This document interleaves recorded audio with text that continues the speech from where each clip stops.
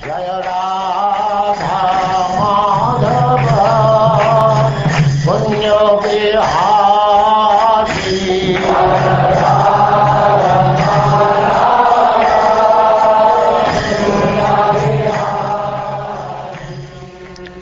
And now chapter 12, Birth of Emperor Pariksit.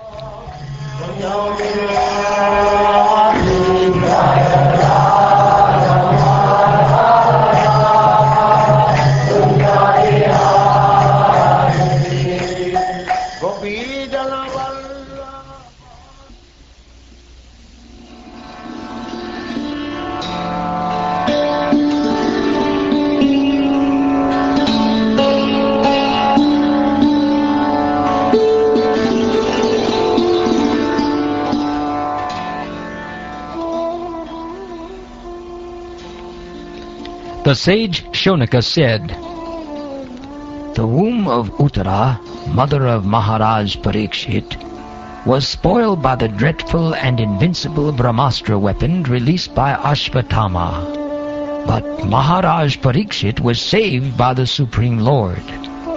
How was the great Emperor Pariksit, who was a highly intelligent and great devotee, born in that womb? How did his death take place? And what did he achieve after his death? We all respectfully want to hear about him, Maharaj Pariksit, to whom Shukdev Goswami imparted transcendental knowledge. So please speak on this matter." Sri Sutta Goswami said, "Emperor Yudhishthira administered generously to everyone during his reign. He was exactly like his father. He had no personal ambition and was freed from all sorts of sense gratification because of his continuous service unto the lotus feet of the Lord Sri Krishna. News even reached the celestial planets about Maharaj Yudhishthira's worldly possessions, the sacrifices by which he would attain a better destination, his queen, his stalwart brothers, his extensive land, his sovereignty over the planet Earth, and his fame, etc.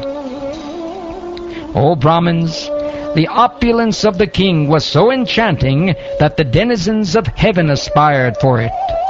But because he was absorbed in the service of the Lord, nothing could satisfy him except the Lord's service. O son of Bhrigu, Shonaka, when the child Pariksit, the great fighter, was in the womb of his mother, Uttara, and was suffering from the burning heat of the Brahmastra thrown by Ashvatthama, he could observe the Supreme Lord coming to him. He, the Lord, was only thumb high, but he was all transcendental. He had a very beautiful, blackish, infallible body, and he wore a dress of lightning yellow and a helmet of blazing gold. Thus he was seen by the child. The Lord was enriched with 4 hands, earrings of molten gold, and eyes blood-red with fury. As he loitered about, his club constantly encircled him like a shooting star. The Lord was thus engaged in vanquishing the radiation of the Brahmastra, just as the sun evaporates a drop of dew. He was observed by the child, who thought about who he was. While thus being observed by the child, the Supreme Lord Personality of Godhead, the Supersoul of everyone, and the Protector of the righteous, who stretches in all directions and who is unlimited by time and space, disappeared at once. Thereupon, when all gradually evolved, the heir apparent of Pandu, who would be exactly like him in prowess, took birth. King Yudhishthira, who was very satisfied with the birth of Maharaj Pariksit, had the purificatory process of birth performed. Learned Brahmins, headed by Domya and Kripa, recited auspicious hymns. Upon the birth of a son, the king, who knew how, where, and when charity should be given, gave gold, land, villages, elephants, horses, and good food grains to the Brahmins. The learned Brahmins, who were very satisfied with the charities of the king, addressed him as the chief amongst the Purus, and informed him that his son was certainly in the line of descent from the Purus. The Brahmins said, "This spotless son has been restored by the all-powerful and all-pervasive Lord Vishnu, the personality of Godhead, in order to oblige you. He was saved when he was doomed to be destroyed by an irresistible supernatural weapon. For this reason, this child will be well known in the world as one who is protected by the personality of Godhead. O most fortunate one, there is no doubt that this child will become a first-class devotee and will be qualified with all good qualities." The good king Yudhishthira inquired, "O great souls, will he become as saintly a king, as pious in his very name, and as famous and glorified in his achievements as others who appeared in this great royal family?" The learned Brahmin said, "O son of Pritha, this child shall be exactly like King Ikshvaku, son of Manu, in maintaining all those who are born. And as for following the Brahminical principles, especially in being true to his promise, he shall be exactly like Ram, the personality of Godhead, the son of Maharaj Dasarath. This child will be a munificent donor of charity and protector of the surrendered, like the famous King Shibi of the Ushinara country. And he will expand the name and fame of his family like Bharat, the son of Maharaj Dushyanta. Amongst great bowmen, this child will be as good as Arjun. He will be as irresistible as fire, and as unsurpassable as the ocean. This child will be as strong as a lion, and as worthy a shelter as the Himalaya mountains. He will be forbearing like the earth, and as tolerant as his parents. This child will be like his grandfather Yudhishthira, or Brahma in equanimity of mind. He will be munificent like the lord of the Kailas hill, Shiva. And he will be the resort of everyone, like the supreme personality of Godhead Narayan, who is even the shelter of the goddess of fortune. This child will be almost as good as Lord Sri Krishna by following in his footsteps.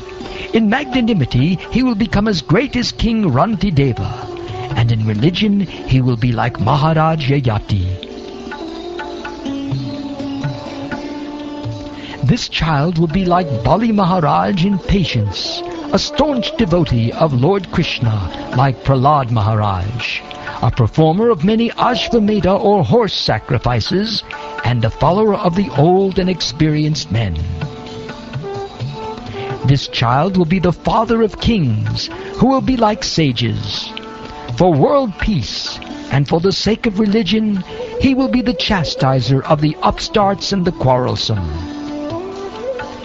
After hearing about his death, which will be caused by the bite of a snake bird sent by a son of a Brahmin, he will get himself freed from all material attachment and surrender unto the personality of Godhead, taking shelter of him. After inquiring about proper self-knowledge from the son of Vyasdev, who will be a great philosopher, he will renounce all material attachment and achieve a life of fearlessness.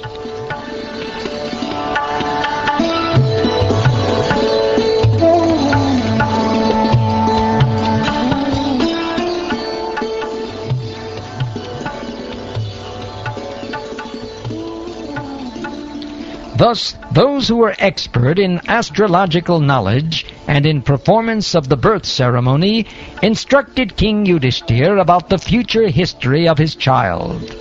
Then, being sumptuously remunerated, they all returned to their respective homes. So his son would become famous in the world as Pariksit, which means examiner, because he would come to examine all human beings in his search after that personality whom he saw before his birth. Thus he would come to constantly contemplate him.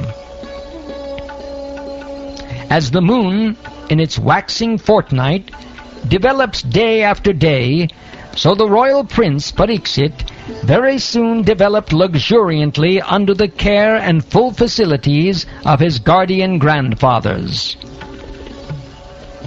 Just at this time, King Yudhishthira was considering performing a horse sacrifice to get freed from sins incurred from fighting with kinsmen. But he became anxious to get some wealth, for there were no surplus funds outside of fines and tax collection. Understanding the hearty wishes of the king, his brothers, as advised by the infallible Lord Krishna, collected sufficient riches from the north left by King Maruta. By those riches, the king could procure the ingredients for 3 horse sacrifices. Thus the pious King Yudhishthira, who was very fearful after the battle of Kurukshetra, pleased Lord Hari, the personality of Godhead. Lord Sri Krishna, the personality of Godhead, being invited to the sacrifices by Maharaj Yudhishthira, saw to it that they were performed by qualified or twice-born Brahmins. After that, for the pleasure of the relatives, the Lord remained a few months. O Shonaka, thereafter the Lord, having bade farewell to King Yudhishthira, Draupadi, and other relatives, started for the city of Dwarka, accompanied by Arjuna and other members of the Yadu dynasty.